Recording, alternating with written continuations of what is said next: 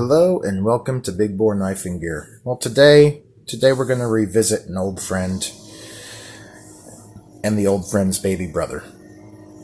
Please excuse any noise you might hear in the background. The house is open. It's going to be a hot day today. It's early morning. Somebody's out there weed eating. Anyhow, I digress. Let's get back to these. We got a couple Spydercos today.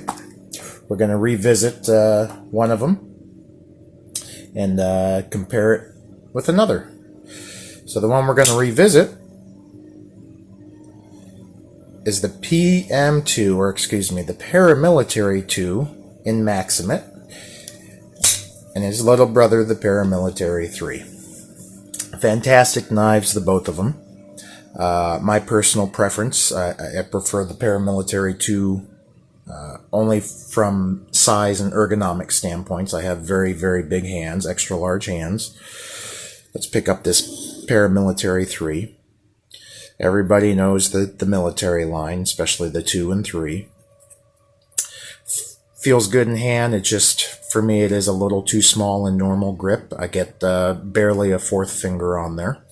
When it's choked up, I can move up quite a bit, but standard grip, it's comfortable. It's a great, fantastic EDC knife. It's just, but if between the two, my preference would be the PM2. PM2, beautiful knife. Ergos are fantastic, whether choked up, standard grip, everything just hits the buttons here. This one actually, clips are upgraded to the Lynch Northwest clips.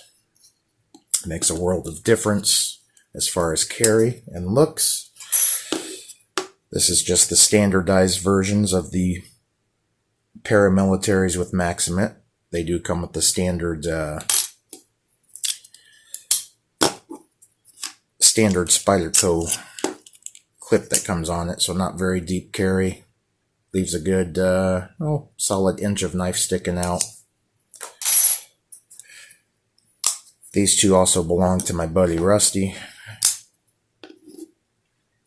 The only thing I really can complain about on this model, this one's not too bad. The PM3 is not too bad, but the 2 on the scales, I really wish they'd round these edges off better. That's the only gripe I have on this knife. The edges are pretty sharp, and with use, especially if you're bearing down on it, as you can see, it already left some marks. It does get you. That's an easy fix. Spyderco, if you're listening, that's a very easy fix.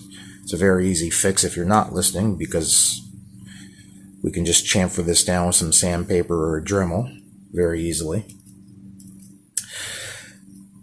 But this was my first experience with Maxamet steel. Let me know what you guys think about Maxamet, if you've ever used it or handled it. The very first one I ever played with was a PM2 exactly like this from my buddy Lee, known as Bama Knife Guy. This one's razor sharp. Of course, the knife's only a few weeks old. Rusty, I did use this. I cut probably 85 to 100 cuts through basically a foot's worth of cardboard, so we'll just call it nearly 100 feet of cardboard. And guys, that did absolutely nothing to the edge of this knife. This Maxamet steel is just phenomenal. In fact, I don't have any paper laying around to show you. Actually, give me 1 second. Give me 1 second. I'll be right back.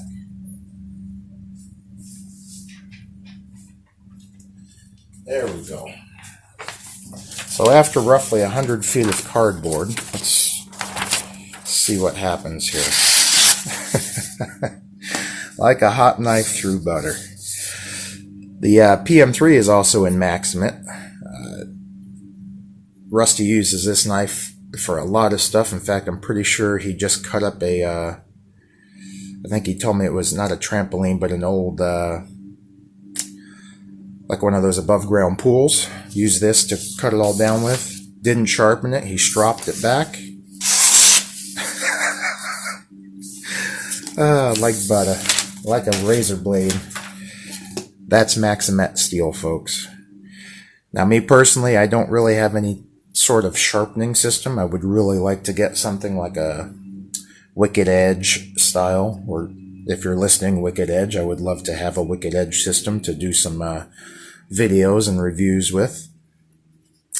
My buddy Devil Dog over at EDC Specialties here, about 30 miles from where I live, does some fantastic sharpening, reshaping, all sorts of thing with a Wicked Edge system, and he does amazing work.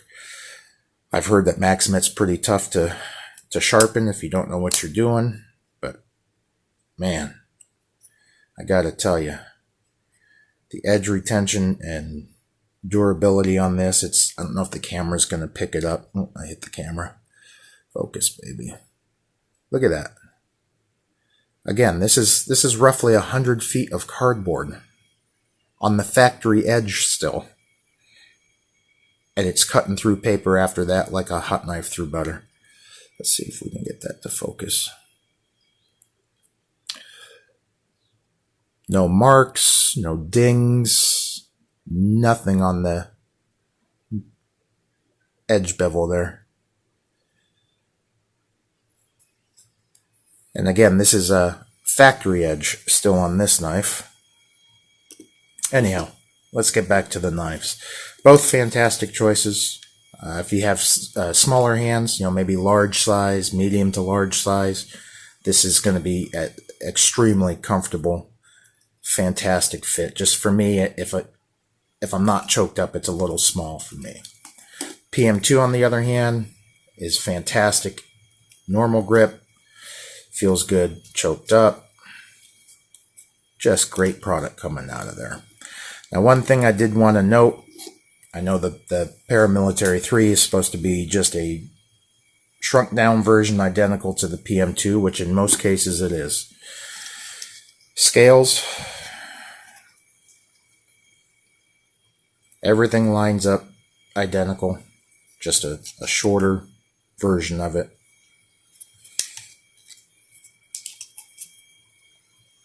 It does taper down a little bit in the back, whereas the PM2's squared. Other than that, handles are pretty much identical, just smaller. Blade lines up. Smaller version, a little more upswept, as you can see. Steeper angle because it is smaller.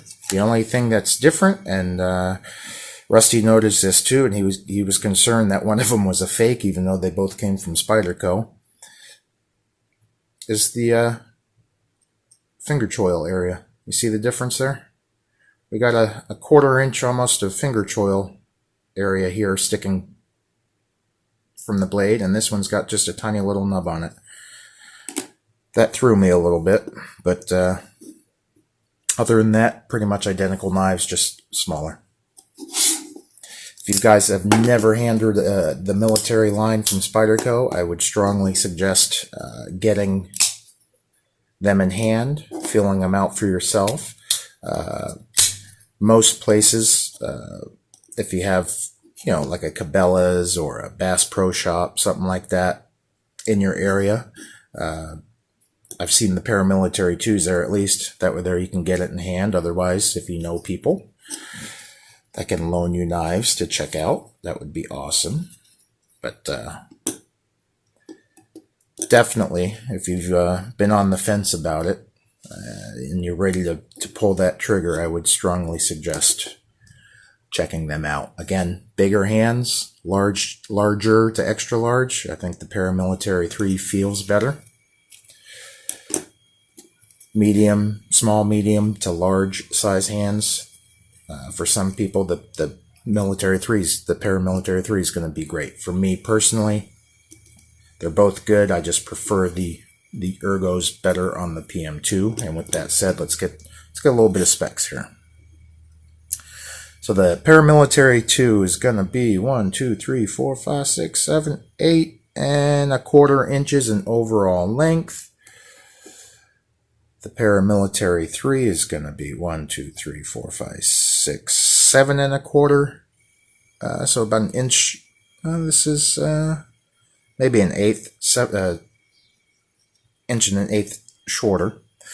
For blade length, we're going to have 1, 2, 3, 4 inches on the paramilitary 2, with about 3 1/4 inches, or excuse me, 3 and, Jesus, I can't see. I got some serious glare coming in. Sorry, folks. Let's try this again. 1, 2, 3 1/4 inches of cutting edge on 1, 2, 3 1/2 inches of blade.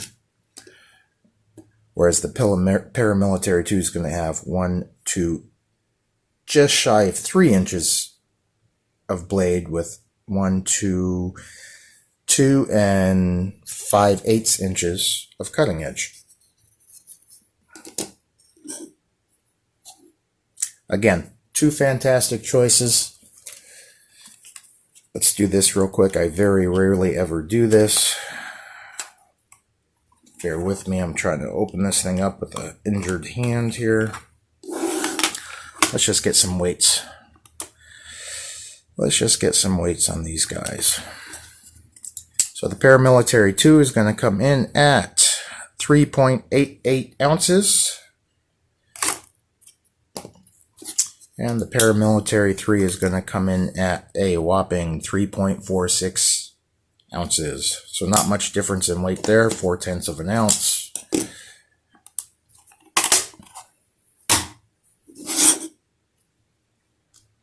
I love them. But again, my own personal preference between the 2 would be the PM2. So yeah, what do you guys think? Let me know in the comments. Love the feedback. But that's all I have for today, folks. Please like, subscribe, leave me a comment. And until next time, take care.